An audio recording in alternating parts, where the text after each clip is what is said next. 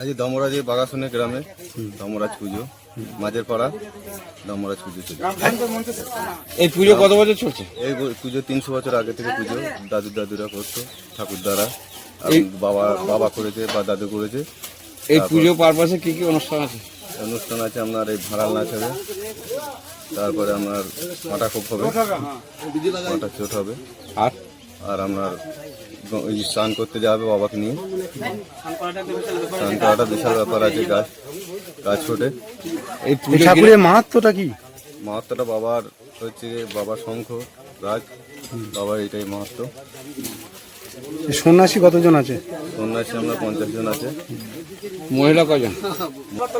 এইটা হচ্ছে পয়লা পুকুর নাকি গাঙলপুর মাঝে পাড়া। বলছি যে এই পুজো প্রচুর মানুষ আনন্দ আছে। আপনার নাম পরিচয়? কালাচন্দ্র রায়। আপনি কি এই ঠাকুরের পুজো করছেন? হ্যাঁ, আমি পুজো করছি। কত বছর করছেন? আমি পুজো করছি আপনার 10-12 বছর হবে। আগে আমার বাবা করতো, জেঠারা করতো, এই আমার বড় মা। এখন আপনি করছেন? এখন আমি করছি। আপনার নামটা আরেকবার বলুন, আর এই জায়গাটা কোথায় বলুন? এটা হচ্ছে বাগাসন পঞ্চায়েত, বাগাসন গ্রাম, মালডাঙ্গা পঞ্চায়েত। এটা হচ্ছে কি আপনার মাঝের পাড়া। আর আপনার নাম? কালাচন্দ্র রায়। আমার বাড়ি সরগ্রাম, কাটো থানা। আমার নাম কৌশলে বলে। এই বাগাসন গ্রামে ধর্ম রাস্তায় কামিয়েছিলাম। বলুন বলুন বলুন, আর অসুবিধা নাই, বলুন।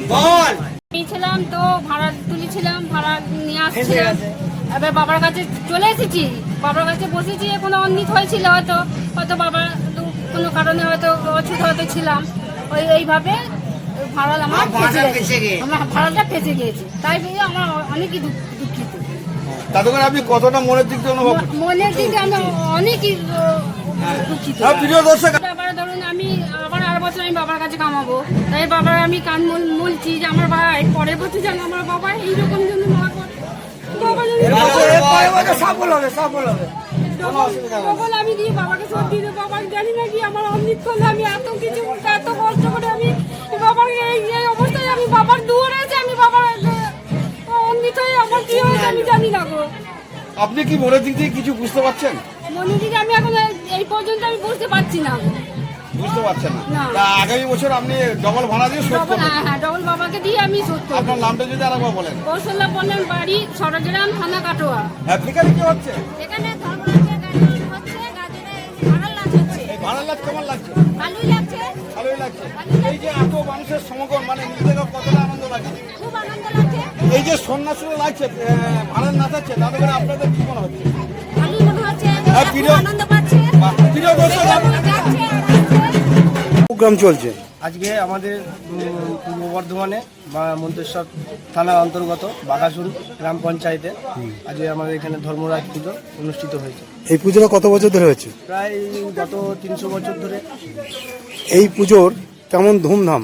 এই পুজোর প্রচুর ধুমধাম হয়, কিন্তু এবারে আমাদের আশেপাশে যে পাড়াগুলোর মধ্যে 2-1 লোক মারা গেছে অসুখ বলে, তো এবারে সন্ন্যাসী কম হয়েছে। নাহলে আমাদের এখানে সন্ন্যাসীর সংখ্যা প্রায় 80-90-এর উপরে সন্ন্যাসীর সংখ্যা থাকে। এবার কতজন সন্ন্যাসী? এবারে 40টা মতন হয়েছে। মহিলা কয়জন? 37।